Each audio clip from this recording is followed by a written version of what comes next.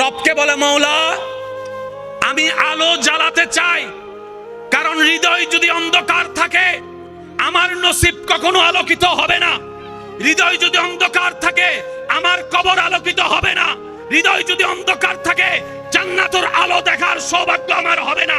মওলা তুমি দয়া করো, আমি আমার হৃদয়ের বাল্ব জ্বালাতে চাচ্ছি। সবার সেই ইচ্ছা স্বপ্ন আছে না নাই? আচ্ছা, এবার রব্বুল আলামিন বলে বান্দা তুমি যদি হৃদয়ের বাল্ব জ্বালাতে চাও, অমানুষ থেকে যদি মানুষ হতে চাও, তোমার সেই বাল্বের সাথে মদিনাওয়ালার কানেকশন লাগাই দাও, যে মদিনাওয়ালাকে আমি আল্লাহ তোমাদের জন্য নবী করে পাঠিয়েছি। একটু সুবহানাল্লাহর আওয়াজটা জোরে লাগবে। এই সিস্টেম কি আমার জন্য, একজনের জন্য না সবার জন্য? এবার কোরআন ডাক দিয়ে বলে ওয়া ইজ্জালামু আনফুসাহুম জাউকা ফাস্তাগফিরুল্লাহ ওয়াস্তাগফারা লাহুমুর রাসূল লা ওয়াজাদুল্লাহ তাওয়াবার রহিমা। ওয়াল্লাহি পৃথিবীর বুকে কোরআনের মতো চমৎকার কোন বই কিতাব আমি কিভাবে বুঝাই আপনাদের? রবীন্দ্রসঙ্গীত আছে, নজরুল সঙ্গীত, আমি আসতে বলবো আপনারা জোরে বলেন আছে না নাই? হিন্দি গান, বাংলা গান, ইংলিশ গান। মনে রাখবেন ভাইয়েরা, নজরুল গীতিকে কখনো আপনি রবীন্দ্রনাথের গানের সুরে কখনো গাইতে পারবেন না। আপনি ট্রাই করে দেখতে পারেন।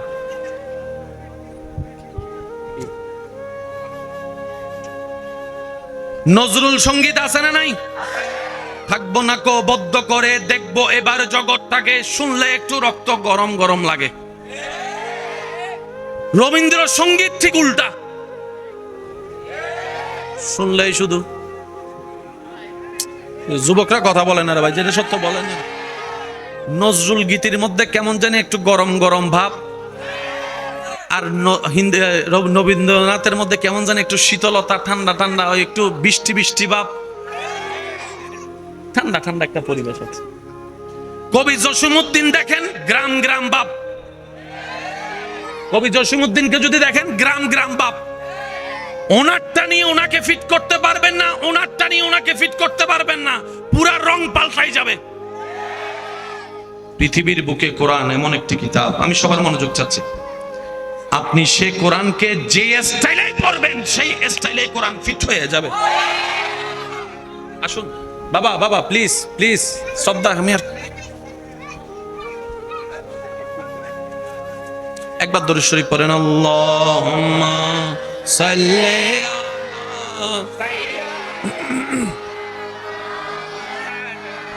মুহাম্মাদ ওয়া আলা আলি সাইয়্যিদিনা। ওই পকেটগুলো একটু সাবধানে রাখেন, পকেট পকেট। হ্যাঁ, অনেকে আবার হাত মোলাকাত করতে না পারে পকেটের লগে করে ফেলতে পারে। 500 মোবাইল গিয়ে গুই। আল্লাহ ওনাদেরকে হেদায়েত দান করুক, আমিন বলবেন না আরো জোরে? যদি আমার ভাইয়েরা শুনে থাকেন যারা মোবাইল নিয়েছেন, কথায় আছে চোরে শুনে না ধর্মের বাণী, কথা সত্য। কিন্তু রবের বান্দা যদি আপনি হন, আপনাকে যদি আল্লাহ সৃষ্টি করে থাকেন, তাহলে আমার কথাটা শুনবেন। আপনি যেই কারণে অন্যের মোবাইল চুরি করেছেন, চিন্তা করছেন এটা বিক্রি করবেন, হয়তো 30,000 টাকার মোবাইল আপনি বিক্রি করলে করবেন 3-4,000, 2,000, 5,000 টাকায় হয়তো আপনি বিক্রি করে দিবেন। যার চুরি করেছেন হয়তো আল্লাহ পাক ওনাকে 60,000 টাকা দিয়ে মোবাইল কেনারও একদিন তৌফিক দিবে। কিন্তু মোবাইলের চাইতে বড় জিনিস হচ্ছে কন্টাক্ট নাম্বার, ডকুমেন্ট, বিভিন্ন কাজের ডকুমেন্ট ওনার কাছে মোবাইলে হয়তো আছে, এই ডকুমেন্টগুলো হয়তো উনি পাবে না। তা আমার ভাইয়েরা যদি শুনে থাকেন, আমি শুধু এতটুকু বলবো, রিজিকের মালিক আল্লাহ, আপনি আল্লাহর উপর ভরসা করুন। যে আল্লাহ আপনাকে মায়ের পেটে খাওয়িয়েছেন, সে আল্লাহ আপনাকে আজীবন খাওয়াতে পারবে। শুধু আপনি একটু সততার সাথে চলুন। আল্লাহ তাআলা কখনো কাউকে, এখানে যারা বান্দারা বসে আছেন সবার ইনকাম কিন্তু এক নয়, বেতন কিন্তু এক নয়। কিন্তু আমি একটা প্রশ্ন করি, আপনারা একটু বুঝে শুনে উত্তর দিবেন। এমনকি করোনা কালকেও আপনারা কাউন্ট করতে পারবেন, জীবনের শেষ কবে বাতের অভাবে, খাবার অভাবে না খেয়ে কষ্ট পেয়ে ঘুমাইয়েছেন এমন কোন বান্দা এখানে আছে? একটু জোরে বলেন আছে? খাবার হয় নাই, খাবার অভাবে ঘুমাইয়েছে এমন কোনো বান্দা আল্লাহ রাখে নাই, কোনো না কোনোভাবে কিন্তু আল্লাহ পেটটা ভরাই দিছে। এই বিশ্বাস আমাদের আছে না নাই? আমি অনুরোধ করব, আপনি হয়তো মনে মনে ভাববেন মন চিন পাল্টালেও যে আমি যদি দিতে যাই সবাই মিলে আমারে গণধুলাই দিবে, এরকম একটা ভয় থাকতে, তা আমি বলবো কমিটির ভাইয়েরা আছেন, ওনাদের কাছে গিয়ে আপনারা দিয়ে দেন, নিজে দিতে না পারলেও অন্য কারো মাধ্যম দিয়ে দায়বা দেন। আল্লাহ খুশি হবে কি হবে না একটু আওয়াজ দিয়ে বলেন। আল্লাহ আমাদের সবাইকে ক্ষমা করে দিন, আমিন। ইমানদার ভাইয়েরা একটু মনোযোগ দিয়ে শ্রবণ করবেন। থাকবো না কো বদ্ধ করে, এটাকে যদি রবীন্দ্র স্টাইলে পড়েন, থাকবো না কো বদ্ধ করে, একটু বলেন না ভাইয়া। আর আপনি যদি আমার সোনার বাংলা অথবা আমাদের ছোট নদীকে যদি নজরুল স্টাইলে পড়েন, আমাদের ছোট নদী চলে বাঁকে বাঁকে, বৈশাখ মাসে তার হাঁটু জল তাকে পিছন থেকে সার মারবা, কিসের সাথে তুই কি মিলালি? কিছু ফাস্ট পড়তে হয়। থাকবো না কো বদ্ধ করে, দেখবো এবার জগৎটাকে। কিছু স্লো স্লো পড়তে হয়, কিছু সুর দিয়ে পড়তে। এই যে আর কতবার বলবো আপনাদেরকে ভাইয়া, অনুরোধ করছি, কিছু স্লো পড়তে হয়, কিছু স্পিডে পড়তে হয়, কিছু গরম করে পড়তে হয়। গরমটা ঠান্ডার সাথে মিলবে, ঠান্ডাটা স্পিডের সাথে মিলবে। এবার কোরআনের মওজাজা দেখেন, কোরআনের যে কোনো আয়াত আপনি সামনে আনেন এখন স্লোলি, আলহামদুলিল্লাহি রাব্বিল আলামিন, শুনতে কি কোনো অসুন্দর লাগে? এবার একটু স্পিড বাড়াই দেন, আলহামদুলিল্লাহি রাব্বিল আলামিন। এবার একটু টান স্লো করে দেন, আলহামদুলিল্লাহি রাব্বিল আলামিন। এবার একদম ফাস্ট করে দেন তারাবি স্টাইলে, আলহামদুলিল্লাহি রাব্বিল আলামিন রহমানির রহিম মালিকি ইয়াউমিদ্দিন ইয়্যাকা না'বুদু ওয়া ইয়্যাকা নাস্তাঈন ইহদিনাস সিরাতাল মুস্তাকিম সিরাতাল লাযীনা আন'আমতা আলাইহিম গায়রিল মাগদুবি আলাইহিম। আরেকটু জোরে, আরেকটু জোরে, আরেকটু জোরে। সুবহানাল্লাহর আওয়াজ আমি এখনো শুনি না, আরো জোরে বলেন। আমার গলায় না বসে গেছে, আপনাদের গলা তো বসে নাই, ফুল ভলিউমে বলেন সুবহানাল্লাহ। কোরআনকে আপনি স্লো পড়তে মন চাইলে সেটাও পারবেন, হালকা স্পিড দিলে সেটাও পারবেন, আরেকটু স্পিড দিলে সেটাও পারবেন, টেনে টেনে পড়তে চাইলে সেটাও পারবেন। কোরআন পৃথিবীর বুকে সেই স্বতন্ত্র কিতাব, যেই কিতাবকে বান্দারা যেই সুরে মন চাই, যেই স্টাইলে মন চাই পড়তে পারবে, প্রত্যেক স্টাইলটাই আলোকিত সুন্দর হয়ে যাবে। কোরআনের সাথে প্রতিযোগিতা করার মতো, জিতার মতো পৃথিবীতে এমন কোনো সাবজেক্ট। এবার শব্দগুলোকে একটু মনে রাখবেন। আমার অন্ধকার অন্তর আলোকিত করার জন্য আল্লাহর নির্দেশ, নবীর সাথে আমাদের কানেকশন লাগাতে হবে, এছাড়া দ্বিতীয় কোনো উপায় আমারও নাই, আপনারও নাই, আমাদের 14 গোষ্ঠী কারো নাই। সবার জন্য নিয়ম কি ভাইয়া বলেন? সবার জন্য নিয়ম কি? আপনার দিল যখন আলোকিত হয়ে যাবে, লাভ কি হবে? আপনার দিল আলোকিত হওয়ার সাথে সাথে আপনার ভিতর থেকে কিছু আলো এমন ভাবে বের হবে যেটা আপনার এলাকায়, সমাজে মানুষের অন্তর চিন্তা পর্যন্ত পাল্টাই দিবে। আপনাকে দেখে আর মন থেকে কেউ গালি দিবে না, দুশমনও আপনাকে ভালোবাসতে বাধ্য হয়ে যাবে। নবী রাহমাতুল লিল আলামিনকে আল্লাহ তাআলা পৃথিবীর বুকে পাঠিয়েছেন, 63টা বছর মাত্র ভিসা দান করেছেন, দুনিয়ার ভিসা জাহেরান। ইসলাম প্রচারের আগে আপনার আমার নবী রাহমাতুল লিল আলামিন মক্কার অলিতে গলিতে গেটে হেঁটে হেঁটে খবর নিত কার কি অবস্থা। একদিন রাতের বেলা দেখা যায় একটা ঘর থেকে কান্নার আওয়াজ আসে। নবী রাহমাতুল লিল আলামিন সেই ঘরে চলে যায়। ঘরে যাওয়ার পরে দরজা নক করার পর অনুমতি সাপেক্ষে নবী যখন ভিতরে প্রবেশ করে, দেখলেন একটা হাবশী গোলাম কান্না করছে, চোখের পানি পড়ছে, আর হাত দিয়ে আটা পিষা শুরু করেছে, আটা পিষছে। নবী রাহমাতুল লিল আলামিন জিজ্ঞেস করলেন, ভাই তুমি কান্না করছো কেন? বলে যে ভাই আর বলিও না, এমন একজন জালিম মালিক আমার ভাগ্যে জুটেছে, সারাদিন খেতে কাজ করাই, রাতে ঘরে কাজ করাই, আমাকে একটু ঘুমাইতেও দেয় না, আমাকে একটু ঘুমাইতে। নবী বলে যে আপনার শরীরের কন্ডিশন কি? বলে যে আমার গায়ে জ্বর, কিন্তু এই মালিকরে বলছি, সে আমার কথা শুনেও না। মানুষ কুত্তার উপর পর্যন্ত দয়া করে, সে এই আমার মানুষের উপর দয়া করে না। আপনার আমার নবী কি বলেছেন জানেন? সেদিন ভাইয়েরা আমার নবী বললেন, ভাই তুমি আরাম করো, তোমার পক্ষ থেকে কাজটা আমি করে দিচ্ছি। নবীর উম্মতের আওয়াজ আর একটু জোরে লাগবে, সুবহানাল্লাহ। ভাই তুমি আরাম করো, তোমার পক্ষ থেকে আমি কাজটা করে দিচ্ছি। উনি তো জানে না কে কাজ করে দিচ্ছে, যিনি দু জাহানের বাদশা নবী, হাউজে কৌসারের মালিক আল্লাহ যাকে বানিয়েছেন, জান্নাতের অধিকারী আল্লাহ যাকে দিয়েছেন, ইন্না আতাইনা কাল কাউসার বলে ভান্ডারের খাজিনার সাবি আল্লাহ যাকে দান করেছেন, যার দরবারে জিব্রাইলের মতো ফেরেশতা শ্রদ্ধা সম্মান নিয়ে অনুমতি নিয়ে ঢুকে, যার ঘরে আজরাইলের মতো ফেরেশতা সালাম দেওয়া ছাড়া ঢুকতে পারে না, সেই নবী রাহমাতুল লিল আলামিন, যার কদম থাকে জমিনে, হাত বাড়াই দিলে হাত চলে যায় জান্নাতের বাগানে, সেই নবী আজকে একজন গোলামের কাজ করে দিচ্ছেন। Can you imagine that? আপনার আমার সামান্য ৩-৪ লাখ টাকার মালিক হলে ফাটার জমিনে লাগে না। কোন রকম একটা যদি প্রাইভেট কার নিতে পারি, আত্মীয় স্বজনকে আর চেনা যায় না। শরীরে যদি একটা কোট প্যান্ট টাই পরতে পারি, তাহলে সেই এলাকার চাচি নানিকে দাম দেওয়ার টাইম থাকে না। অনেকে তো এমনও আছেন, গ্রামের বাড়িতে গিয়ে নাক ছিটকায়, গ্রামের বাড়িতে গিয়ে নাক ছিটকায়, রাস্তায় হাঁটতে গিয়ে নাক ছিটকায়, অথচ ওনার দাদা ওনার নানা এই গ্রামের মাটিতে লুটে পুড়ে বড় হয়েছে। সেজন্য কখনো অহংকার করা ঠিক নয়। ওই গোলাম আরাম করছেন, কামলিওয়ালা নবী কাজ করছেন। না হয় নাই, আরো জোরে। কাজ শেষ করে সকাল হওয়ার আগে আপনার আমার নবী ওনাকে ডেকে দিতেন, কারণ মালিক তো এখন উঠে যাবে। কাজটা শেষ করে নবী চলে যেতেন।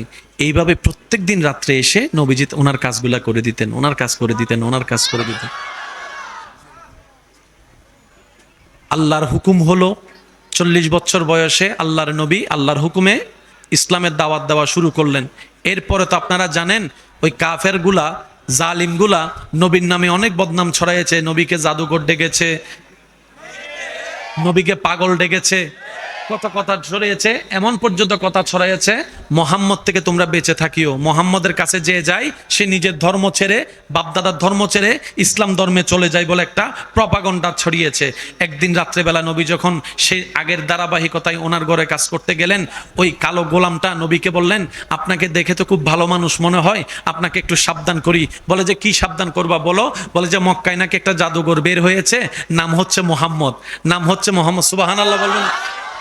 নবীর কথা নবীরে শোনাচ্ছে, সুবহানাল্লাহ বলবেন না? ভাই তুমি একটু সাবধানে থাকিও, মক্কায় নাকি একটা জাদুঘর বের হয়েছে, নাম হচ্ছে মোহাম্মদ, ওর কথা নাকি যে শুনে সে ধর্ম ত্যাগ করে দেয়, তো তুমি তো ভালো মানুষ, সেজন্য তোমার সাবধান করলাম।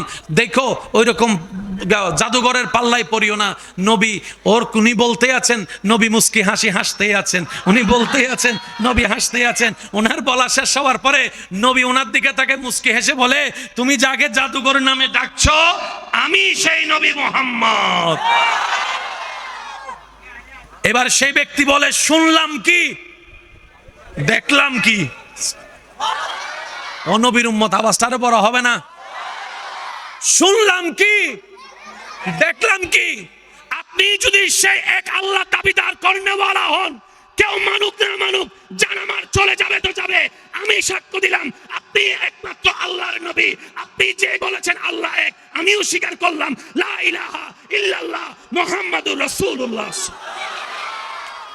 তিনি আপনার আমার নবী রাহমাতুল লিল, আর একটু জোরে বলেন না, রাহমাতুল লিল। আমাদের নবী বিশ্বের বুকে ইসলাম প্রচার করেছেন তলোয়ার দিয়ে না, মুস্কে হাসি দিয়ে, সুন্দর ব্যবহার দিয়ে, ভালোবাসা দিয়ে। মনে রাখবেন, আজকে একটা চলেন আমরা একটা অঙ্ক মিলাই। আপনারা বিরক্ত হচ্ছেন না তো ভাইয়া? না? আচ্ছা, এই পুরো প্যান্ডেলটা যদি চাষ করতে 10 জন মানুষের 10 দিন লাগে, 5 জন মানুষের সময় কি কম লাগবে না আরো বেশি লাগবে? ওই যে আমাদের পাটিগণিতের অঙ্কটা আর কি। এই মাঠটা চাষ করতে 10 জন মানুষের যদি 10 দিন লাগে, 5 জন মানুষের সময় আরো, 3 জনের আরো, 2 জনের আরো, 1 জনের দিলে আরো। হ্যাঁ, যদি আপনি 10 জনের জায়গায় 20 জন দেন, সময় আরো। এই কথায় কারো কোনো দ্বিমত আছে? আমি সব যুবকদের এই বিষয়ে একটু মনোযোগ চাচ্ছি, কারণ আপনাদেরকে অনেক সময় বিভিন্ন বিভিন্ন পণ্ডিতরা উল্টা ফুলটা কথা বলে বলে মুসলমান থেকে নাস্তিক বানানোর একটা চেষ্টা চালাচ্ছে।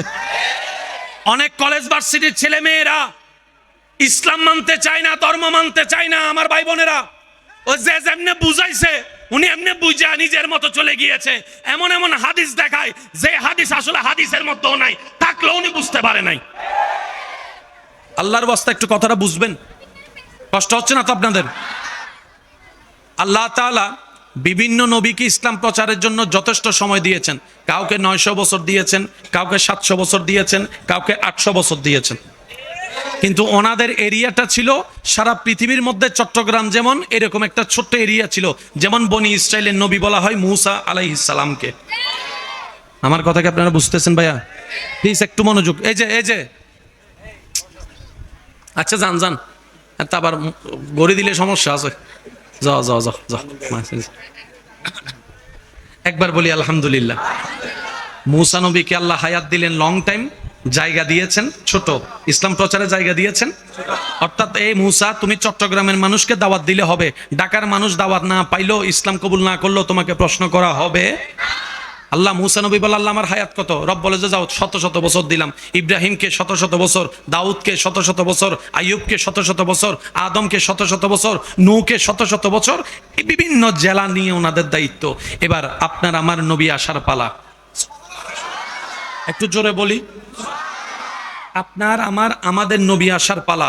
আপনার আমার নবী আল্লাহকে জিজ্ঞেস করলেন, আল্লাহ মুসা নবীর এরিয়া তো চট্টগ্রাম, দাউদ নবীর এরিয়া হচ্ছে সিলেট, আইয়ুবের এরিয়া হচ্ছে আল্লাহ বরিশাল, আমার দায়িত্ব এরিয়া কতটুক? রব বলে যে চট্টগ্রাম আপনার আন্ডারে। আমি বলতে থাকবো, আপনারা শুধু সুবহানাল্লাহ বলতে থাকবেন। হয় নাই মাইকের ভলিউমটা একটু বাড়াই দেন। সুবহানাল্লাহ আরো জোরে বলেন। রব্বুল আলামিনকে যখন জিজ্ঞেস করা হলো, রব্বুল আলামিন বললেন, হে নবী রাহমাতুল্লিল আলামিন, আপনার দায়িত্ব, চট্টগ্রামও আপনার দায়িত্ব, বরিশালও আপনার দায়িত্ব, সিলেটও আপনার আন্ডারে, পুরা বাংলাদেশ আপনার আন্ডারে, ইন্ডিয়া আপনার আন্ডারে, পাকিস্তান আপনার আন্ডারে, দুবাইও আপনার আন্ডারে, কুয়েতও আপনার আন্ডারে, সমস্ত এশিয়া আপনার আন্ডারে, ইউরোপ আপনার আন্ডারে, আমেরিকা আপনার আন্ডারে, আফ্রিকা আপনার আন্ডারে, আসমান জমিন লৌহ কলম সমস্ত কিছু আপনার দায়িত্বে দিলাম। এরিয়া কি ছোট না বড়? হাত ও আটবে না, সগো আটবে না, এত বড়।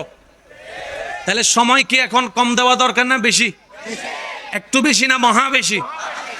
এবার আল্লাহ নবী জিজ্ঞেস করলেন, আল্লাহ ইব্রাহিম নবীকে, নূহ নবীকে তুমি চট্টগ্রামের দায়িত্ব দিয়া 700-800-900 বছরের ভিসা দিছো, আমারে যেহেতু সারা পৃথিবী দিলা, সৃষ্টি জগৎ দিলা, আলামিন দিলা, আল্লাহ আমার ভিসা কতদিন? আল্লাহ পাক বলে 63 বছর। একটু জোরে জোরে বলি, আল্লাহ 63 বছরে পুরাটা কন্ট্রোল করতে হবে আমার। রবে বলে যে হ্যাঁ, এটা আপনার দায়িত্ব। আচ্ছা এই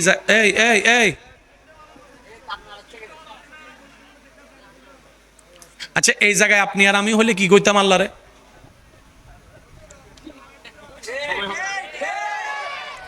নয়শো বছর দিছ শুধু চট্টগ্রামের দায়িত্বে একজনকে, আর তুমি আমারে দিলা সারা বিশ্ব, সময় দিলা মাত্র 63 বছর।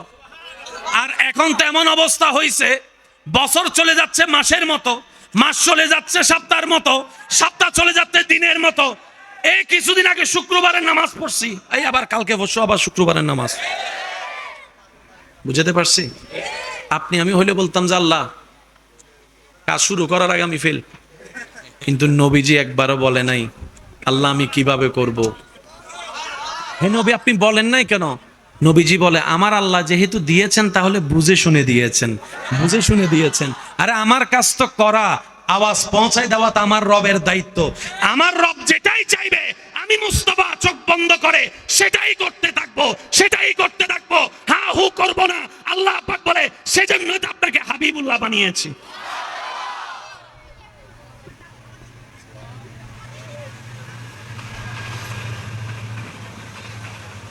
ভিসা কতদিন? ভাই পিছনের ভাই সহ বলেন ভিসা কতদিন? ভিসা কতদিন? এরিয়া এরিয়া এবার আওয়াজটা পৌঁছানোর জন্য মাধ্যমের দরকার আছে না নাই? নবীর আমলে ক্যামেরা, আর একটু ছোট করে বলেন, Facebook, YouTube, internet, paper, TV channel, radio, কিচ্ছু।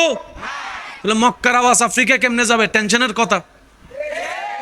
সময় মাত্র 63 বছর। এবার মজার বিষয় দেখেন, নবীজির বয়স যখন 1 বছর, একটু মনোযোগ।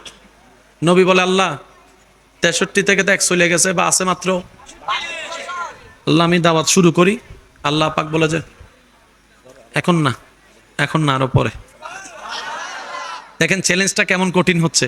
নবীজির বয়স যখন 5 বছর, আল্লাহ নবী বলে, আল্লাহ এখন শুরু করি, 5 বছর তো অলরেডি শেষ। আল্লাহ পাক বলে যে এখন না, সময় হলে আমি বলবো। সময়, একটু মজার আওয়াজ, একটু জোরে জোরে বলেন না সুবহানাল্লাহ। নবীজির বয়স 10 বছর, নবী বলে আল্লাহ শুরু করি। আল্লাহ পাক বলে যে এখন না, আর একটু অপেক্ষা করেন। 10-এ নবীকে চুপ করে রাখলেন, 15-তে চুপ করে রাখলেন, 20-এ চুপ করে রাখলেন, 30-এ চুপ করে রাখলেন, 35-এ চুপ করে রাখলেন। 40 বছর যখন হয়েছে, তখন আল্লাহ পাক বলে, হাবিব বলেন, শুরু করেন। কয় বছর চুপ করে রাখছে? এমনে হায়াত দিছে। এবার 63 থেকে 40 গেলে, এবার বলেন পরীক্ষাটা আরো কি হয়ে গেছে? বলেন না, আরো কি হয়ে গেছে? মাধ্যম ফেসবুক, ইন্টারনেট, ভিডিও কলে যে পৌঁছাবে এরকম সুযোগ। কিন্তু বড় তাজ্জুবের বিষয়, 40টা বছর বয়স মোবারকে আল্লাহর হুকুমে আপনার আমার নবী কামলিওয়ালা রাহমাতুল্লিল আলামিন বলতে শুরু করলেন, ইয়া আইয়ুহান নাস কুলু লা ইলাহা ইল্লাল্লাহ তুফলিহুন তুফলিহুন তুফলিহুন। এক আল্লাহর দাওয়াত দেওয়া শুরু করেছে। কিছুদিন যেতে না যেতেই এই এক আল্লাহর আওয়াজটা, দাওয়াতের আওয়াজটা আরব থেকে আফ্রিকা পর্যন্ত পৌঁছায় গিয়েছে। নারাই তাকবীর, আল্লাহু আকবার। নারাই রিসালাত, নারাই গাউসিয়া, সৈয়দ মুকাররম বাড়ি। উচ্চ আওয়াজ একবার বলেন মারহাবা। নবীকে যখন মক্কায় অত্যাচার করা হচ্ছে, আল্লাহর যেদিন হুকুম হয়েছে আপনার আমার নবী নিজের মাতৃভূমি ত্যাগ করে মদিনায় হিজরত করছেন, সংখ্যায় মাত্র কয়েকজন সাথে ছিল। কিন্তু যেদিন নবী মদিনা থেকে মক্কা বিজয়ের দিন আসতে শুরু করলেন, 10,000-এর বেশি মুসলমান। হয় না? আরো জোরে। আমাদের এখানে দল বাড়ি করতে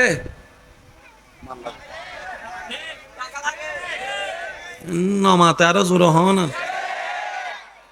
সবাই তুই নির্বাচনের টিয়া যা তার হরিণ আরা দিম।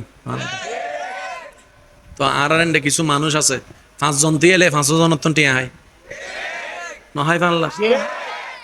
বাদাম বাদাম যেবে বাদাম ওয়ালা দিয়ে ইতে আইয়ার হ দাও ভাই ভোটি হারে দিস, ওদের তোরে নদী হারে দিন দে, তুই আর হল যে টুরো ইতেও খুশি হয়ে গিয়ে দিয়ে দে 2000 বা হ না 1000। সিডেঙ্গে হইলে হনো সমস্যা আছে না, সিডেঙ্গে ন হইলে এনটা শান্তি ন লাগে ভাই, ঠিক না বেটে কেন হ না। যার যার আঞ্চলিক ভাষা তার তাল্লাই মধুর ভাষা হতা হন, ঠিক না। 2000 টিয়া দিই এনে 2 দিন বাদে ওই লাডিমার হাজিবে দিয়ে বেশি ইতে হদ দে ভাইয়ে ওইতে এসছিল 2 দিন আগে বাদাম বিয়ারিতে বাদাম দিয়ে দিতে তো কি হই হদ দিতে তো আরা মাথো না বাবা দিয়ে দে হতো ইয়া হদ হতো এটা আরা 4000 টিয়া দিত সাত তো হয় দি জানিয়েন যাগ্য বারে লাডিমার হাবুর দিম দাঁড় যদি রক্ত থাকে বেটা কি হয় সাইতুর উপর দিতে না আম দি ফুলে ফেলি হতে এটা 4000 হই দে না ল 6000 6 2 ওয়াঙ্কন হনা 6 2 এনে আধা ঘন্টা বাদে বদনামার হাসি বদনামার হাইয়ের হদ দৌড়ো তোর হাসে কেউ আসছিল না হদ বদ্দা তুমি দেখতে আর কের দাম আছে না বা আই আর কের গনি না হার না তুন ফজর তুড়ি লাগে দে বদনা ঘুম যাইবার আগে দিয়ে লাগে দে বদনা আই বদনামার হাসারা জীবন মৃত্যু ভোট দিতেন না তুই তারা হত দিতে মা 10,000 টিয়া তো যাচ্ছি দাঁড়ায় মুকুরুদ্দি মেলা মার দিতে হয়তো বদনা দিন দেবো দিতে ওদের 10 তুই যাতে 10 ফালাই দিস লস হই তোর 10 বরাবর 10 ল ইয়া হতই মাতো না আদার কিছুক্ষণ বাদে আর বসছি ইতে তুলই 10,000 10 হতই হজন তুলই 4 জন তুলই দিয়ে 1000 হত হ না বুড়োর দিন ফজর মিদিতে আর ঘুমত্তু নুড়ের বউয়া হদ্দে উঠছো না যাইরে বুটো দেছো না হদ্দে না আই একজনের আই মানুষের মনে কষ্ট দিতে না হদ্দে কেন হদ্দে একজনের বুট দিলে তিনজনে গোস্ব হবো আই এত বড় না ইনসাফি করে না ইল্লো কিছু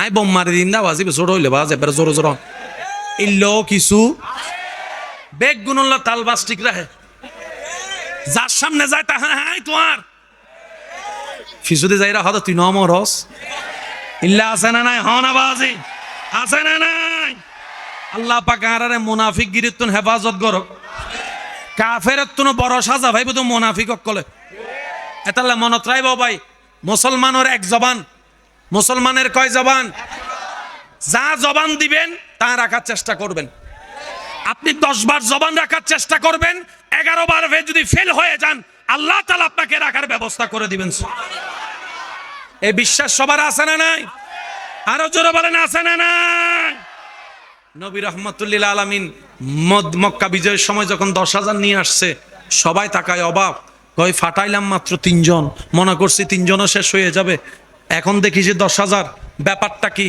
মনে রাখবেন 23 বছর পুরা লাগে নাই আপনার আমার নবীর জবান থেকে আল্লাহর হুকুমে বের হওয়া লা ইলাহা ইল্লাল্লাহর ধ্বনি দেখা যাচ্ছে মিশরে শোনা যাচ্ছে ইউরোপে শোনা যাচ্ছে আফ্রিকায় শোনা যাচ্ছে সুবহানাল্লাহ বলেন না রে হিন্দুস্তানে শোনা যাচ্ছে ডানে শোনা যাচ্ছে বামে শোনা যাচ্ছে সর্ব জায়গায় লা ইলাহা ইল্লাল্লাহ জগৎ বলে কিভাবে সম্ভব রব বলে যে আমার নবী মুস্তাফা জবান থেকে বের করেছে আমি আল্লাহ কুদরতি ব্যবস্থাপনায় বিশ্বের আনাচে এমন ভাবে পৌঁছাই দিয়েছি নবী জাহেরান দুনিয়া থেকে চলে গিয়েছে 1400 বছর হয়ে যাচ্ছে এখনো চট্টগ্রামের 24 সালে 5 ওয়াক্তে 5 বার আজানের ধ্বনিতে মসজিদের মিনারে আল্লাহ নামের ধ্বনি শোনা যাচ্ছে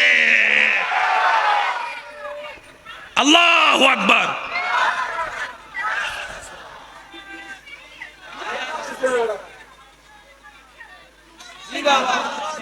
আপনাদের এখানে আজানে লা ইলাহা ইল্লাল্লাহ শোনা যায় জোরে বলেন আশহাদু আন লা ইলাহা ইল্লাল্লাহ শোনা যায় আশহাদু আন্না মুহাম্মাদুর রাসূলুল্লাহ শোনা যায় আল্লাহু আকবার শোনা যায় এটা তো যেমন তেমন যে তায়েফে নবীকে ঢুকতে দেয় নাই যে তায়েফে নবীকে কথা বলতে দেয় নাই যে তায়েফে আপনার আমার নবীকে রক্তাক্ত করেছে এখন সে তায়েফে শত শত মসজিদে আল্লাহর ঘর তৈরি হয়ে গেছে সেজন্য মনে রাখবেন ধৈর্য যে ধরে তার মান নাই যে ধৈর্য ধরবে জয় তার কেন ইন্নাল্লাহা মাআস সাবিরিন চিৎকার দিয়ে বলেন না সুবহানাল্লাহ দেখি মন খুলে সবাই একবার দরুদ শরীফ পড়েন আল্লাহুম্মা সাল্লি আলা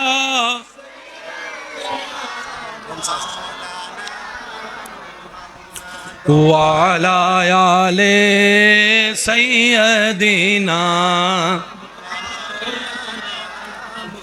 গোলাপ নীলম গাদা নীলম রজনী গন্ধা মনের সুখে মালা গাতিলাম সকাল থেকে একেবারে দেখা দাও যদি ও গো কামলিওয়ালা একেবারে দেখা দাও যদি ও গো ওয়ালা হাসি মুখে পড়াবো তোমায় হাজারে ফুলের মালা বলে সবাই ইয়া রাসূলুল্লাহ ইয়া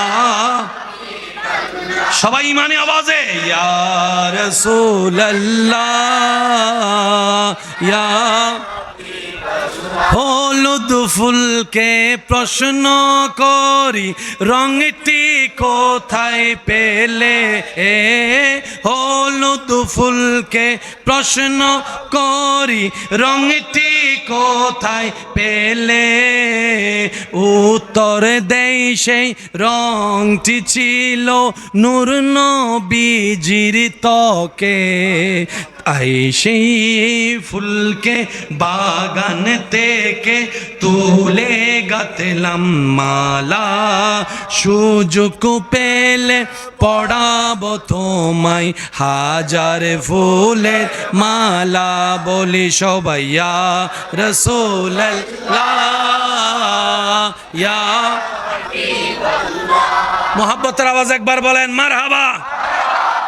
ইসলাম এখনো আছে, আজান আছে, কোরআন আছে, আল্লাহর নাম আছে, নবীর নাম আছে, মসজিদ আছে, নামাজ আছে। আবু জাহেল, ফেরাউন, নমরুদ, সাজ্জাদ, কাফেররা, তাদের পাওয়ার, তাদের ক্ষমতা, আল্লাহর আওয়াজ, আজানের আওয়াজ, কোরআনের আওয়াজ, জোরে জোরে।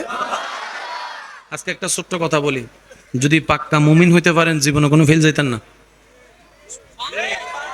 সবাই পাস করতে চায় না? পাস বলেন না, পাস করতে চায় না? একজন এসএসসিতে গোল্ডেন এ প্লাস পাইছে, ওরে মিষ্টি। সে যদি ইন্টারে যাইয়া বি পায়, পাস না ফেল? সে যদি আবার মাস্টার্সের মধ্যে যাই এমএনএস পাই, মোটামুটি পাস। সে যদি বিসিএস ক্যাডার হয় আবার পাস হয়ে যাবে। মনে রাখবেন, পাস ফেলটা কখনো অঙ্ক দিয়ে হয় না, এটা মাথায় রাখবেন। আমি কেমনে বুঝাই, এখন বললে তো মামলা হয়ে যাবে আমার নামে। ওই বেলায় ওই বেলায় গোস হইলে পরে গাইল দিবে দেরি, তবে সত্য হইলে গাইলকা দিতে। দিন রাত পড়ালেখা করি আর ভাইও বিসিএস ক্যাডার হইয়ে রে, পুলিশের বড় অফিসার হই। বাংলাদেশের সবচাইতে কঠিন পরীক্ষার নাম কি? আরো জোর হ না। 20তম, 30তম, 35তম, 40তম বিসিএস চলের দেন না। বেগুন পরীক্ষা দিল ফাঁস গরিব। আর ভাইয়ে দিন রাত ফরিয়ে রে, মাথা চুলবে কি নই যাইয়ে তার লগি পড়ালেখা করতে করতে যাইয়ে পুলিশ অফিসার হই, বড়জ্ঞ পুলিশ অফিসার। এই দুঃখের হতাহারে হইতাম। এই এলাকার মধ্যে ক্লাস 5 পাস মন্ত্রীও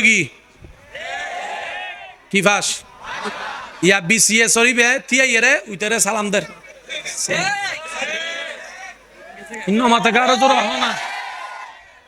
এবার আর বাইজাতে বিসিএস ক্যাডারে সালাম দের দুই বেড়ে মনে মনে চিন্তা করতে মানলে ফিরে দিন পড়ালেখা করি করলাম দেখি এইসব কি বুঝুত আসছি না। জেন্ডে পড়ালেখার দাম নাই, এন্ডে শিক্ষিত মানুষ সত্যম বাইরে হইতে ভাই। ইতে চিন্তা করতে পড়ালেখা করি চৌরি করিয়ারে যদি আয় 20 বছর চৌরি করি আয় হামার তাইজুম দে বরাবর 30 লাখ। আর পড়ালেখা নগরিয়ারে মানুষের গলা চুরি ধরিয়ে ফিজুদি পিস্তল ধরিয়ে ইতে একদিনে হামাই ফেলিতে 30 লাখ। তো মানলে ফিরে 30 বছর হষ্ট করিয়ে 30 লাখ হামাই লাভ কি? উইটার নাম যাইয়ে ফিজুদি চুরি ধরল 30 লাখ 5,000। আমি কি বুঝাতে পারলাম না? সেজন্য ইসলামী শাসনের দরকার। কিভাবে বুঝে আপনাদেরকে? একজন অভিভাবক কেমন হওয়া উচিত? অর্ধ পৃথিবীর শাসক যাকে বলা হয়, ইসলামের খলিফা, খলিফাতুল মুসলিমিন হযরত ওমর ফারুক রাদিয়াল্লাহু তাআলা। আমি যুবকদের মনোযোগ চাচ্ছি। আমার মা বোন যদি শুনেন, একটু শ্রদ্ধার সাথে বলি, মনের কান দিয়ে শুনেন। আসল প্রধানমন্ত্রী কারে বলে? সুবহানাল্লাহ বলেন না। প্রধানমন্ত্রী তো এই পৃথিবী অনেকেই দেখেছে, কিন্তু রসুলের সাহাবার মতো প্রধানমন্ত্রী হযরত ওমর ফারুক রাদিয়াল্লাহু তাআলা রাতের গভীর হলে বের হয়ে যেতেন ছদ্মবেশে। দেশের মানুষের খবর নিতেন, কে কেমন আছে, কোথায় আছে, কি অবস্থায় আছে। ঘুমটা দিয়ে, বাবা একটু মনোযোগ, একটু মনোযোগ, একটু মনোযোগ, প্লিজ প্লিজ, বাস বাস হইছে, বসেন বসেন। এই ঘুমটা দিয়ে বের হয়ে যেতেন। একদিন দেখে একটা ঘর থেকে কান্নার আওয়াজ আসছে, একটু মনোযোগ। ওমর ফারুক রাদিয়াল্লাহু তাআলা সেই ঘরে গেলেন, নক করলেন। একজন খাতুন বিধবা দরজা খুললেন, জিজ্ঞেস করলেন, এত রাত আপনি কে? বলে যে না, কান্নার আওয়াজ শুনলাম তাই আসলাম। তো কান্না করছে কেন আপনি, আপনার বাচ্চারা? বলে যে ঘরে খাবার নাই, উপবাসে আছি, কান্না করব না তো কি করব।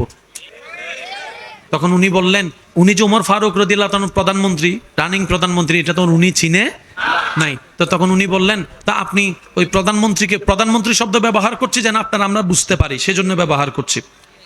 আপনি প্রধানমন্ত্রীকে বলেন না কেন? তখন সে খাতুন মহিলাটা বললেন, ওনার নাম আমারে বইল না, ওনার সাথে আমার সম্পর্ক নাই। আমি কাল হাসরের ময়দানে আল্লাহ এবং রসুলকে ওনার নামে আমি বিচার দিব। আমি আল্লাহ এবং রসুলের কাছে প্রধানমন্ত্রীর নামে বিচার দিব। ওমর ফারুক রাদিয়াল্লাহু তাআলা সাথে সাথে বললেন, কেন মা, বিচার দিবেন কেন?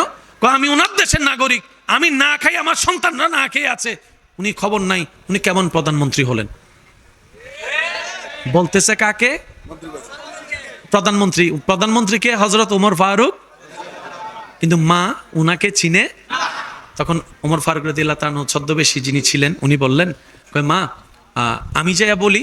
কয় না, আপনিও বললেন না, কারণ প্রধানমন্ত্রী তো উচিত জনগণের খবর নেওয়া, আমি বলবো কেন? ওমর ফারুক রাদিয়াল্লাহু তাআলা বললেন, মা আপনি কষ্ট না নিলে আমাকে 10টা মিনিট সময় দেন, আমি একটু আসতেছি। ফারুক আজম সাথে সাথে বাইতুল মালে গিয়ে রাশন খাবার কাঁধের মধ্যে নিয়ে বস্তা পরে ওনার কাছে আনতে শুরু করলেন।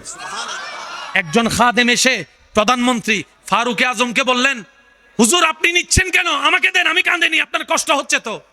ফারুক আজম সেদিন উত্তর দিয়েছে, ভাই আমার এই বোঝা যদি হাসরের ময়দানে তুই নিতে পারস, তাহলে এই বোঝাটাও তুই নে, এই বোঝাটাও তুই নে, এই বোঝাও তুই নে, যদি হাসরের ময়দানে নিতে পারস। বলে যে হাসরের ময়দানে তো বোঝা নিতে পারবো না। তো ফারুক আজম বললেন, ঠিক আছে আমার বোঝা আমারে নিতে দে।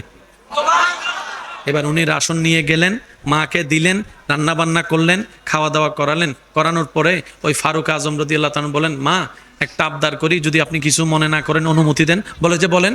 বলে যে আমি তো আপনার খাবারের ব্যবস্থা করে দিয়েছি, আপনি দয়া করে ফারুক আজমের বিপক্ষে মামলাটা একটু তুলে নেন, মামলাটা একটু তুলে নেন। সুবহানাল্লাহ। আল্লাহর কাছে মামলা কইরেন না, নবীর কাছে মামলা কইরেন না। বলে যে আপনার কেন এত লাগতেছে? আমি ওনার একজন শুভাকাঙ্ক্ষিত, উনি কষ্ট পাইলে আমি কষ্ট পাবো। মা আপনার যা চাইছেন পাইছেন, তো মামলাটা একটু তুলে নেন। ইত্য বছরে মৌলা আলী শেরে খোদা চলে আসছে। হযরত আলী আয়েশা বলে, ও ওমর,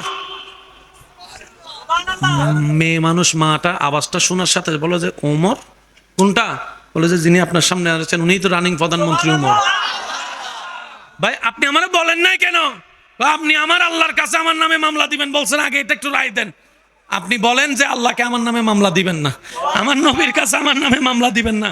বলে যে আমি দিব না। বলে যে এরকম বললে হবে না, আপনি দস্তখত করেন, আলী সাক্ষী থাকবে, কারণ আমি ওমর হাসরের ময়দানে আমার আল্লাহর সামনে আমি আসামি হয়ে দাঁড়াইতে চাই না, আমার মুস্তাফার সামনে আমি আসামি হয়ে দাঁড়াইতে চাই না। আমি যেন বলতে পারি, ইয়া রাসূলুল্লাহ আপনার উম্মতের আমি খেয়াল রাখার চেষ্টা করেছিলাম।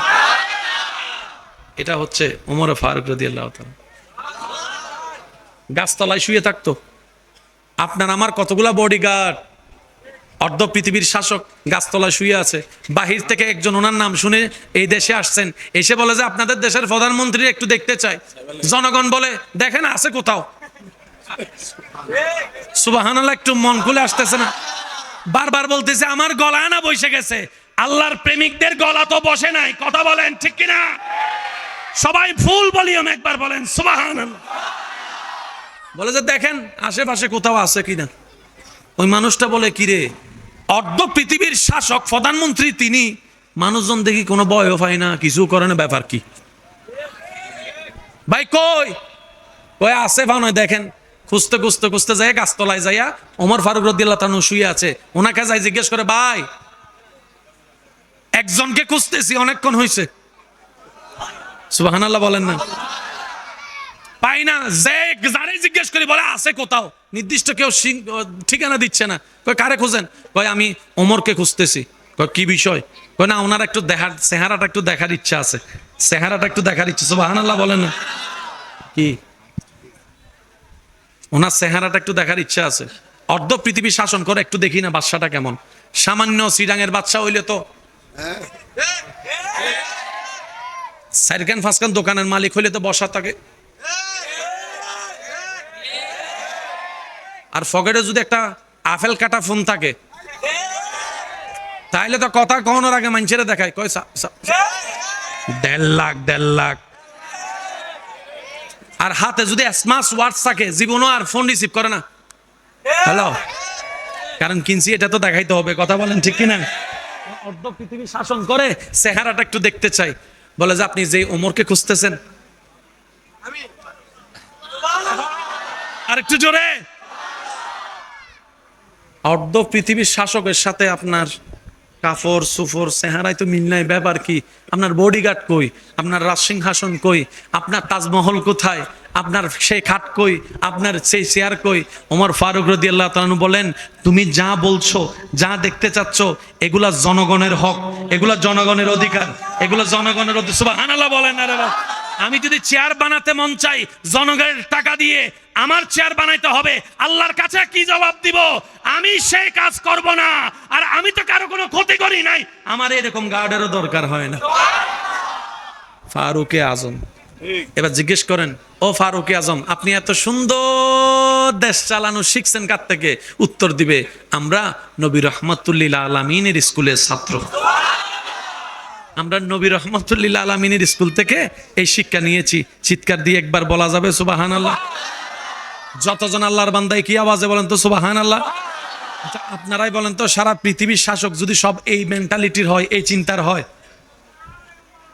আর কেউ উপবাসে ঘুমাতে হবে? জোরে বলেন, উপবাসে ঘুমাতে হবে? ক্ষুধার যন্ত্রণায় কষ্ট পেতে হবে? ইফটিজিং থাকবে, দর্শন থাকবে, আর হাজানি থাকবে, খুন থাকবে, কিচ্ছু থাকবে না। আপনি দরজা খোলা রেখে ঘুমিয়ে যেতে পারবেন। আল্লাহ আমাদের সবাইকে সেই ইসলামের নূর আলো নেওয়ার তৌফিক দান করুন। ইসলামের খেদমত করার ইচ্ছা আছে? কার কার আছে? হাত তুলেন।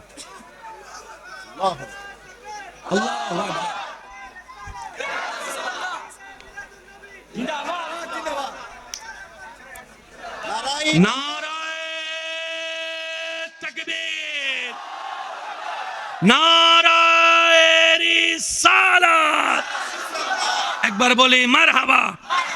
এবার হাত নামান।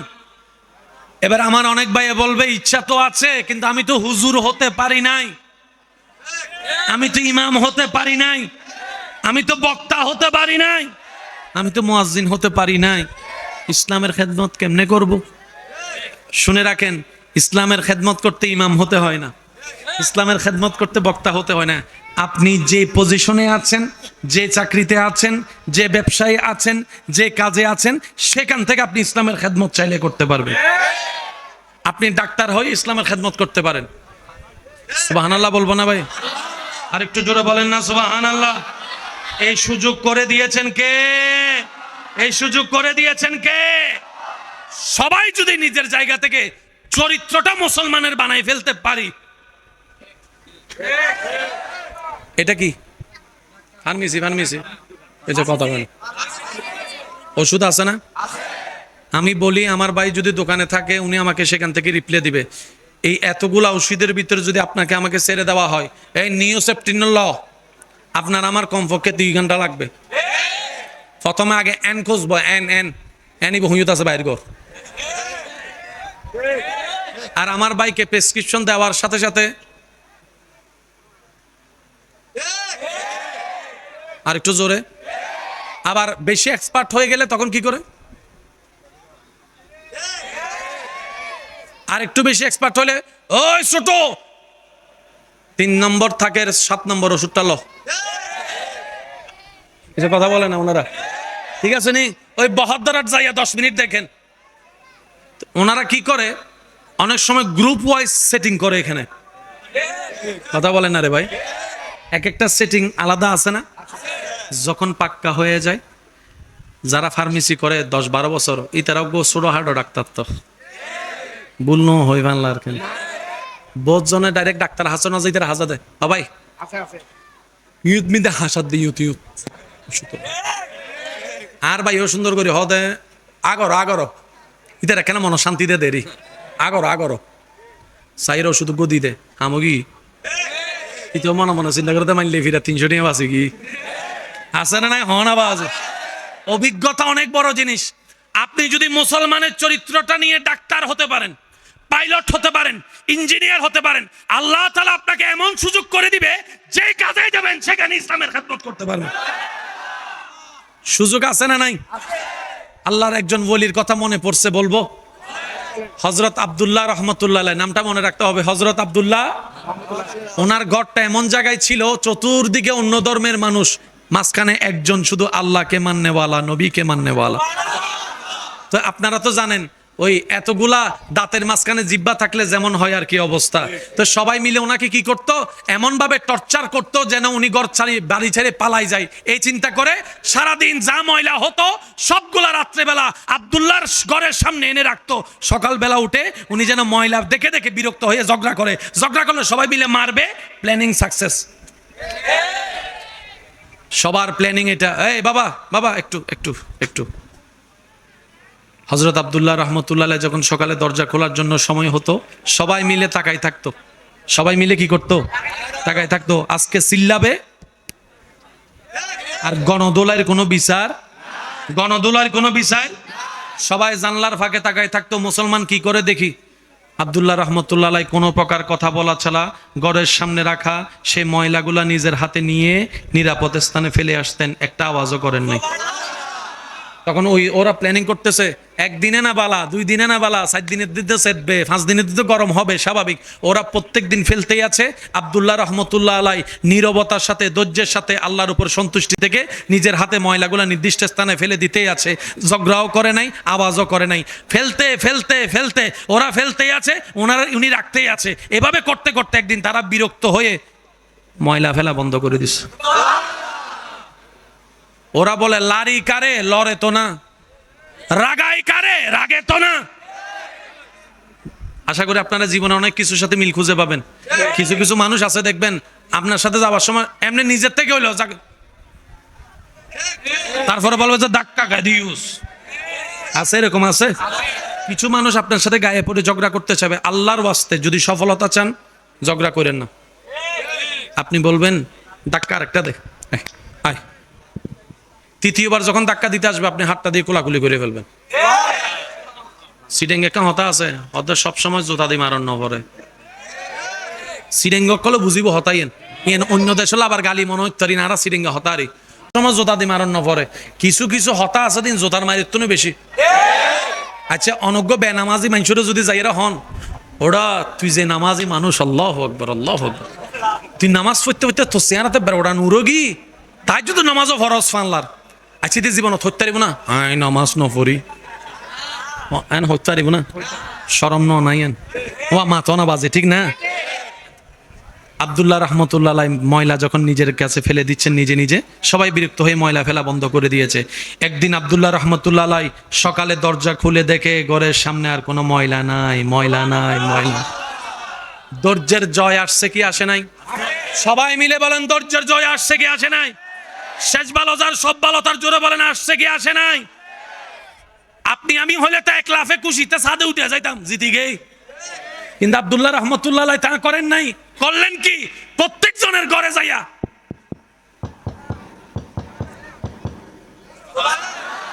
ওনারা দরজা খুলে থেকে ওই সে ব্যক্তি যারে জ্বালাইয়া দূরে করতে চাইছে সেই সামনে চলে আসছে। এবার আব্দুল্লাহ রহমতুল্লাহ আলাইহি জিজ্ঞেস করলে, ভাই আপনারা মনে হয় ময়লা ফেলতে ভুলে গেছেন, তাই আমি ময়লা নিতে আসছি। আরেকটু জোরে বলেন না। আপনারা মনে হয় ময়লা ফেলতে ভুলে গেছেন, আমি নিজে আসছি ময়লাগুলা নিতে। তো ওরা উত্তর দেয়, কি রে ভাই তোমার কি রাগ নাই? তোমার কি রাগ নাই, হিংসা নাই, মেজাজ গরম হয় না? এত জ্বালাই জ্বলো না, এত রাগাই রাগো না, এখন আসলে আমাদের ময়লা নিতে ব্যাপার কি ভাই? তোমার কি গিনফিট নাই? বলে যে সব আছে, কিন্তু আমাদের নবী বলেছেন লা তাগদাব, ও আমার উম্মত রাগারাগি করিও না, রাগারাগি করিও না, রাগারাগি করিও না। আমাদের নবী বলেছেন উম্মত যখনই বিপদ মুসিবত আসবে আল্লাহর দিকে তাকায়, ধৈর্য ধরো, আল্লাহর হুকুমের অপেক্ষা করিও। শুধু নবীর হাদিসটা মেনে মেনে চুপ করেছিলাম। ওনারা বলে যে ইসলাম এত সুন্দর শিক্ষা দেয়, এর চাইতে সুন্দর কোনো ধর্ম হতে পারে না। আমরাই তোমাদেরকে তাড়াতে চেয়েছি, আজকে আমরা সবাই মিলে কালিমা পড়ে মুসলমান হয়ে যেতে রাজি আছি। হযরত আব্দুল্লাহ রহমতুল্লাহ আলাইহি, মনে থাকবে নামটা? এটা জোরে বলে। তো কেউ যদি আপনার দোকানের সামনে ময়লা ফেলে কি করবেন? করবেন? করলে জয় পাবেন 10 মিনিট। আর এটা না করে যদি নবীর সুন্নত ধরেন জয় পাবেন আজীবন। হাসরের ময়দানে জয় পাওয়ার সম্ভাবনা বেড়ে যাবে। মারলে মারা হয় না, হারাইলে জিতা হয় না। মনে রাখবেন, যদি সত্যিকার জিততে চান তাহলে মানুষের সামনে হেরে যান। মানুষের সামনে হারলে আপনি আসল জয় পাবেন। আচ্ছা, এখানে মামা চাচা আছে না? বাবা আছে না? ছোট বাচ্চারা মাঝে মধ্যে বড়দের সাথে পাঞ্জা লড়ে না? পাঞ্জা একটা আওয়াজ দেন না, লড়ে না? মামা বাগিনার সাথে লড়ে। মামাকে জীবনে বাগিনা হারাইতে পারবে? তারপরে মামা কি করে? জোরে বলেন। হারলে মানুষের রাগ বাড়ে, হারলে মানুষের হিংসা বাড়ে, হারলে মানুষের খুশি হয় না। কিন্তু মামা বাগিনার কাছে হেরে বাগিনার চাইতে মামা বেশি খুশি। একটু জোরে বলেন। জগতে জিজ্ঞেস করে, কিরে তোর জীবনে আমি কখনো হাঁটতে দেখি নাই, হারলে খুশি হইতে দেখি নাই। কেউ যদি তোর একটা গাইল দিছে তুই তারা 10টা দিছস, সামনাসামনি না পারলে হোয়াটসঅ্যাপ বলে গাইল ফাটাই দিছস। একটু জোরে বলেন না রে ভাই। কেউ যদি তোরা ফেসবুকে হা হা রিয়েক্ট দিছে একটাতে, তুই তার 100টা পোস্টের মধ্যে হা রিয়েক্ট দিছস। জীবনে হারা পছন্দ করেস নাই, আজকে দেখি বাগিনার সামনে হাইরা গেলি, ব্যাপার কি?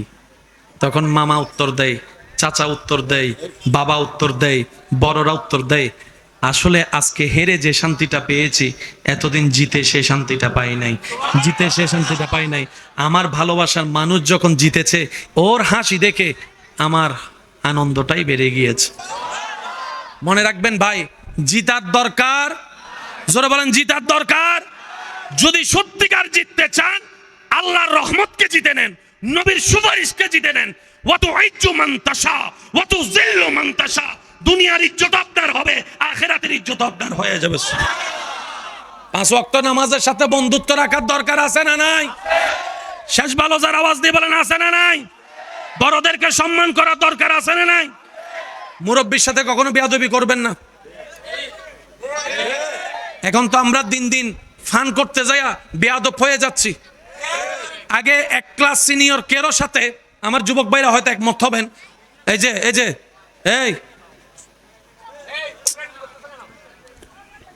আমার দাদার একটু আওয়াজ দিন, আমার ভাইয়ের এখানে আছে। এক ক্লাস সিনিয়র আর কোন সিনিয়র ভাই যদি আসতো, জায়গা ছেড়ে দেওয়া লাগতো। শুধু এক ক্লাস সিনিয়র, টিচার না, এক ক্লাস সিনিয়র। আর এখন 10 ক্লাস সিনিয়র আসলো, তার কাঁধের উপর হাত দিয়ে বলে, স্মাইল প্লিজ। কথা বলেন, কথা বলেন, কথা বলেন, ঠিক কিনা? দিন দিন আদব উঠে যাচ্ছে। বলেন, দিন দিন আদব উঠে যাচ্ছে। বড়দের সামনে, মুরব্বীদের সামনে অনেক যুবক ভাইরা পায়ের উপর পা তুলে। মনে রাখবেন একটা কথা, আল্লাহ রসুলের একটা হাদিস, চিনেন না চিনেন দরকার নাই, মুরব্বীদেরকে ইজ্জত দিবেন। আপনি যখন মুরব্বী হবেন, আল্লাহ কিছু বান্দার অন্তরে আপনার প্রতি ভালোবাসা সৃষ্টি করে দিবে, তারা যেন আপনাকে সম্মান দেয়, তারা যেন আপনাকে ইজ্জত দেয়। আমরা কি আমলটা করতে পারবো ইনশাআল্লাহ? বাসে উঠছেন, আপনি বসে আছেন, আপনি দাঁড়ায় থাকতে পারবেন, আপনার সে বয়স আছে, 4 ঘন্টা দাঁড়ায় থাকলেও আপনার কোনো ক্ষতি নাই। মুরব্বী একজন দাঁড়িয়ে আছে, একজন মা দাঁড়িয়ে আছে, একজন গর্ভবতী মা দাঁড়িয়ে আছে, একজন বোন দাঁড়িয়ে আছে, যিনি দাঁড়িয়ে থাকার কারণে অন্যরা ইফটিজিং করার সুযোগ পাচ্ছে। আপনি সেই জায়গায় ওই বোনের ইমানি ভাই হিসাবে, ওই মায়ের ইমানি সন্তান হিসাবে আপনি ওনাকে বসার ব্যবস্থা করে দেন, বসার ব্যবস্থা করে দেন। সুবহানাল্লাহ বলেন।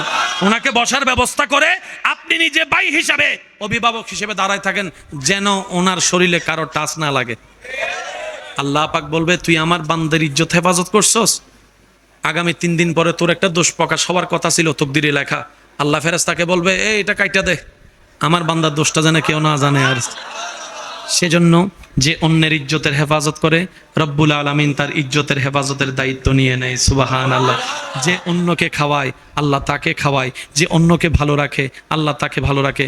আমি জানি না আপনারা আমার সাথে একমত হবেন কিনা, তবে আমার ব্যক্তিগত অভিমত থেকে বলি, আসল সুখ শান্তি যদি পেতে চান আপনি দুনিয়াতে, একজন অভাবী মানুষ, একজন অভাবী ছোট বাচ্চা, আপনি মনে করেন টঙের দোকানে বসে একটু চা খাচ্ছেন, একটা বন দিয়ে আপনার পকেটে মাত্র 50 থেকে 60টা টাকা আছে, ওই 10-20 টাকার আপনি একটু পেটটা ভরে নিচ্ছেন। এমন সময় যদি দূর থেকে দেখেন একটা গেঞ্জি ছাড়া, একটা প্যান্ট পরা যদি ছোট বাচ্চা দূর থেকে কলার দিকে তাকায় আছে, বনের দিকে তাকায় আছে, তার চেহারা দেখেই বোঝা যাচ্ছে তার ক্ষুধা পেটের মধ্যে আছে, ক্ষুধার যন্ত্রণায় কষ্ট পাচ্ছে, কিন্তু টাকা পকেটে নাই, অভিভাবক নাই। আপনি তাকে দেখে বলেন যদি, ভাই তোর কি খিদা লাগছে, সে অবশ্যই বলবে মুখটা লেলে, ভাই খিদা লাগছে, কিন্তু পকেটে টাকা নেই।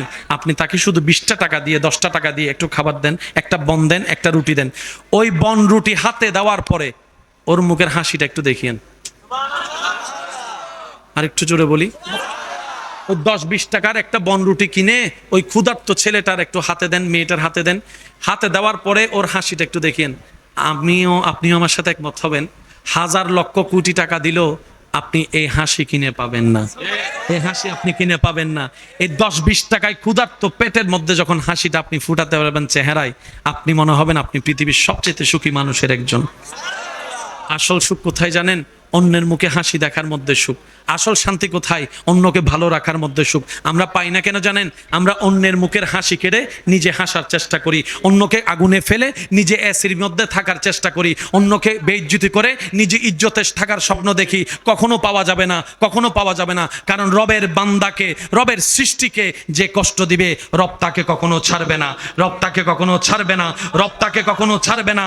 রব্বুল আলামিন অতীত বর্তমান সব জানার পরও হাসরের বিচার রেখেছেন। তার অন্যতম একটা কারণ হচ্ছে এই দুনিয়াতে যারা টাকার কারণে বিচার পায় নাই, সম্পদের কারণে বিচার পায় নাই, পাওয়ার না থাকার কারণে বিচার পায় নাই, সম্পদের জুলুমের কারণে অত্যাচারিত হয়েছে, বিচার পায় নাই, আল্লাহ সবাইকে হাসরে নিয়ে বলবে, বান্দা দুনিয়াতে তো টাকার কাছে তোর ন্যায় বিচার হেরে গেছিল, শক্তির সামনে তোর ন্যায় বিচার হেরে গেছিল, জনপাওয়ার না থাকার কারণে তোর পক্ষে কেউ কথা বলে নাই। ও বান্দা, হাসরে আনছি আমি, আল্লাহ আছি তোর পক্ষে, এবার আমি ন্যায় বিচার করেই দেখাবো। আল্লাহ আমাদের সবাইকে বুঝার তৌফিক দান করুক, আমিন।